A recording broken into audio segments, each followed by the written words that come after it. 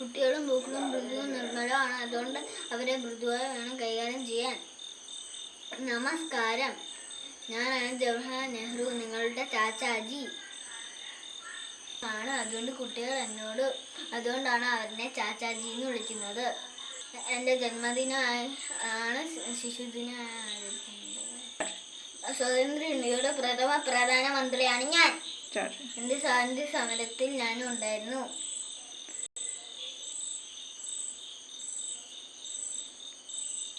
അലഹബാദിലാണ് ഞാൻ ജനിച്ചത്. പിതാവ് മോത്തിലാൽ നെഹ്റു, റാണി, ഭാര്യ കമല. ഏക മകളാണ് ഇന്ദിരാഗാന്ധി. സ്വതന്ത്ര ഇന്ത്യയുടെ ശില്പി എന്നാണ് എന്നെ വിളിക്കുന്നത്. നമ്മുടെ ദേശീയ ലക്ഷ്യം ജനാധിപത്യ ഇന്ത്യയിലാണ്. മതേന്ദ്ര ഇന്ത്യയാണ്. സോഷ്യലിസ്റ്റ് ഇന്ത്യയാണ്. മതപ്രാന്തിനോ ചൂഷണത്തിനോ പ്രസക്തിയില്ല.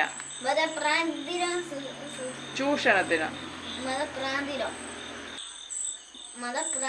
ചൂഷണത്തിനോ